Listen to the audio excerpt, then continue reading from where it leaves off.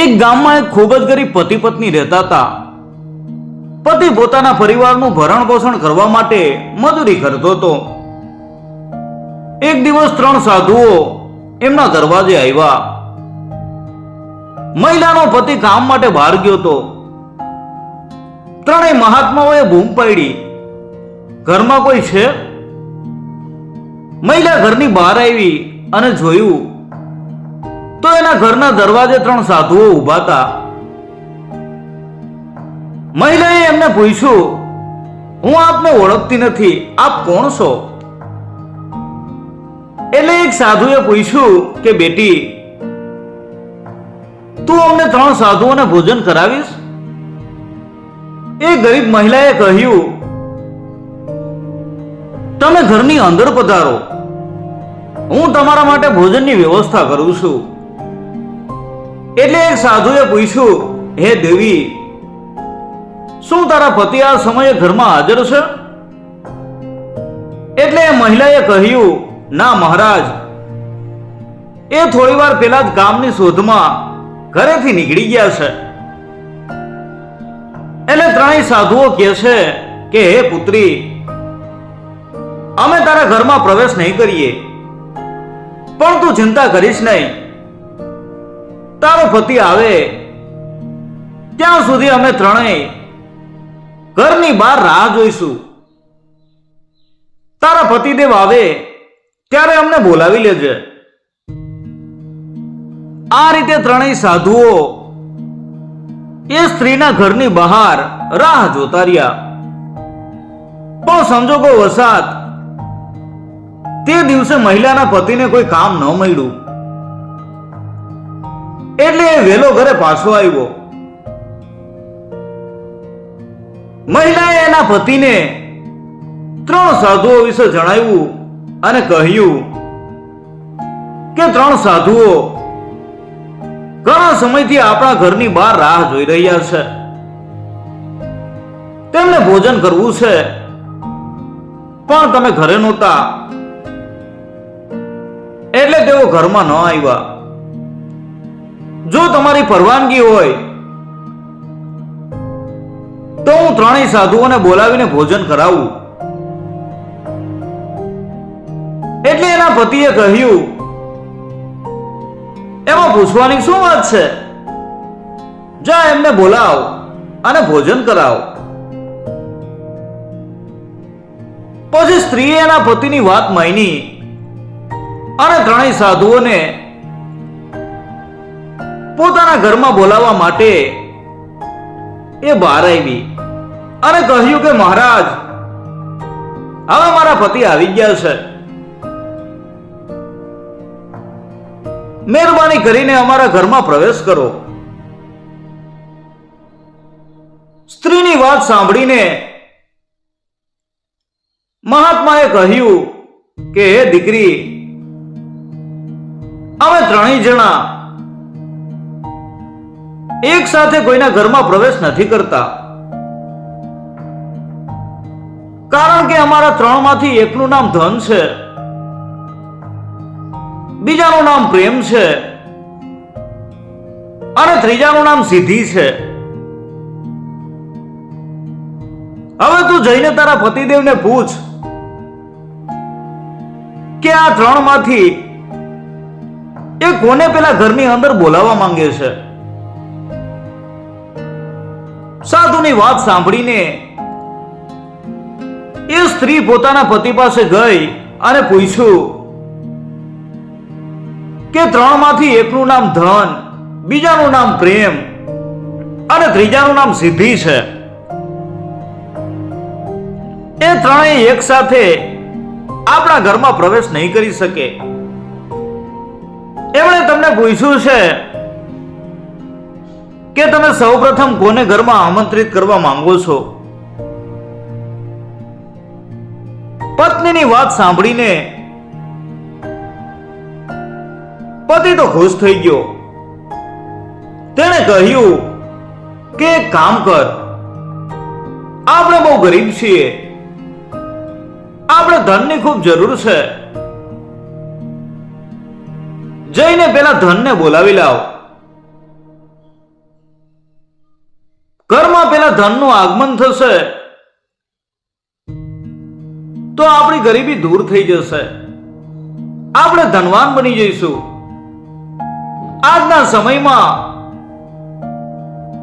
એવું કોઈ વ્યક્તિ નહીં હોય જે ધનવાન બનવા ના માંગતો હોય.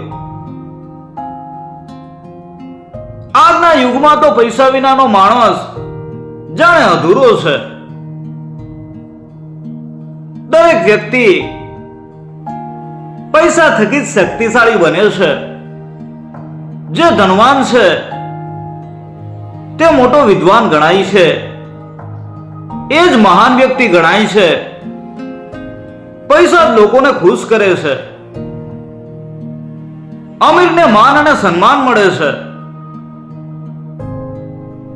ગરીબ માણસ સદાચારી હોય તો પણ લોકો એની તરફ જોતા પણ નથી. જેમ સૂર્ય સમગ્ર સૃષ્ટિને પ્રકાશ આપે છે, એવી જ રીતે લક્ષ્મી મનુષ્યના દરેક ગુણોને પ્રકાશિત કરે છે. કોઈ ગરીબ વ્યક્તિ દાન કરવા આવે તો પણ લોકો એની સામે તિરસ્કારની ભાવનાથી જોતા હોય છે. કહેવાય છે કે દક્ષિણા વિના યજ્ઞ અધૂરો છે, સંતાન વિના પરિવારનો અંત આવે છે. એવી જ રીતે ધન વિના વ્યક્તિ મૃત સમાન માનવામાં આવે છે. ગરીબ માણસ માટે ગરીબી સૌથી મોટી અપમાનજનક પીડા છે. જ્યારે માણસ પૈસાહીન થઈ જાય છે ત્યારે સ્વજનો પણ વ્યક્તિથી અંતર બનાવે છે. ભાઈઓને પણ એની સાથે બેસવું અપમાનજનક લાગતું હોય છે. ભાઈ ભાઈની સાથે સંબંધો છુપાવતા ફરે છે. દોસ્ત પણ દુશ્મન બની જતો હોય છે. એટલે જ્યારે એના પતિએ ધનને બોલાવી લાવવાનું કહ્યું ત્યારે પત્નીએ કહ્યું કે આપણે પેલા સિદ્ધિને બોલાવીએ, કારણ કે સિદ્ધિના આગમનથી આપણે જે પણ કરશું તે સફળ થશે. સિદ્ધિ વિના સફળતા નથી મળતી. સિદ્ધિ આવશે તો ધન પણ આપોઆપ આવવા લાગશે. જો આપણી પાસે માત્ર ધન જ હશે અને આવડત નહીં હોય તો એ ધન ક્યાં સુધી ચાલશે? એવું કહેવાય છે કે બેઠા બેઠા ખાવાથી ત્રિલોકની સંપત્તિ પણ થોડા સમયમાં સમાપ્ત થઈ જાય છે. જો આપણી પાસે સિદ્ધિ હશે તો આપણું દરેક કાર્ય સફળ થશે. પત્નીની વાત સાંભળીને પતિએ કહ્યું કે તું જે કહે છે તે પણ સત્ય છે, પરંતુ સફળતા મેળવવા માટે મહેનત કરવી પડે છે અને મહેનત વગર ક્યારેય સફળતા મળતી નથી. એટલે પેલા ધનને ઘરમાં પ્રવેશવા દે. હવે પતિ પેલા ધનને બોલાવવા માંગતો હતો અને એની પત્ની સિદ્ધિને બોલાવવા માંગતી હતી. આ બાબતને લઈને બંને વચ્ચે લાંબા સમય સુધી દલીલો ચાલતી રહી અને પછી અંતે તેઓએ નિર્ણય કર્યો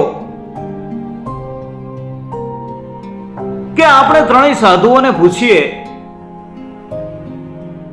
કે ધન અને સિદ્ધિમાં કોણ પેલું આવવા માંગે છે. બંને પતિ પત્ની બહાર ગયા અને સાધુઓને પૂછ્યું કે અમે હજુ સુધી કોઈ નિર્ણય ઉપર પહોંચ્યા નથી. તમે ધન અને સિદ્ધિમાંથી પ્રથમ કોણ આવવા માંગો છો?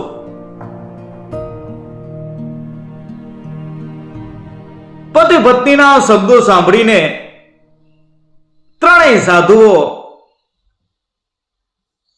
એકબીજાની સામે જોવા લાગ્યા અને કશું બોલ્યા વિના પાછા જવા લાગ્યા. આ ત્રણેય સાધુઓને પાછા જતા જોઈને સ્ત્રીએ પૂછ્યું કે હે મહારાજ, તમે આ રીતે પાછા કેમ જાઓ છો? એટલે ત્રણેય સાધુઓએ જવાબ આપ્યો કે હે બેટી,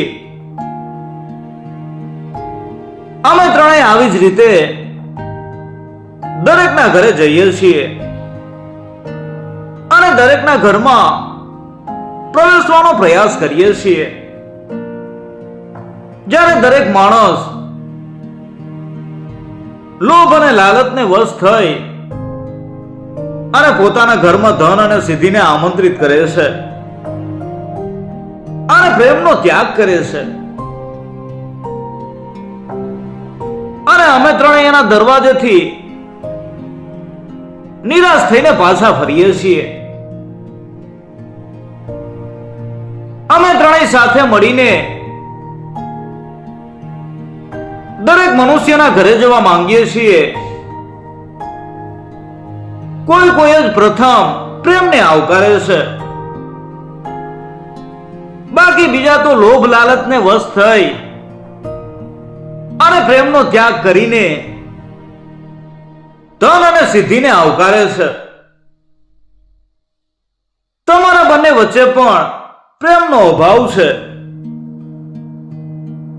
તારા પતિને ધન જોઈએ છીએ અને તારે સિદ્ધિ જોઈએ છે, જ્યારે તમારા બંને વચ્ચે સદભાવના અને સમજણ નથી, એકબીજા વચ્ચે પ્રેમ નથી, તો તમારા ઘરમાં ધન સંપત્તિ ક્યાંથી આવે અને તમને કોઈ પણ કાર્યમાં સફળતા ક્યાંથી મળે? એટલા માટે અમે અહીંથી નિરાશ થઈ અને પાછા જઈ રહ્યા છીએ.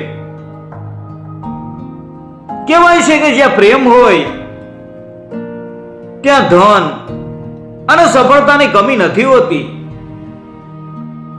અને જ્યાં પ્રેમ નથી ત્યાં સુખ નથી.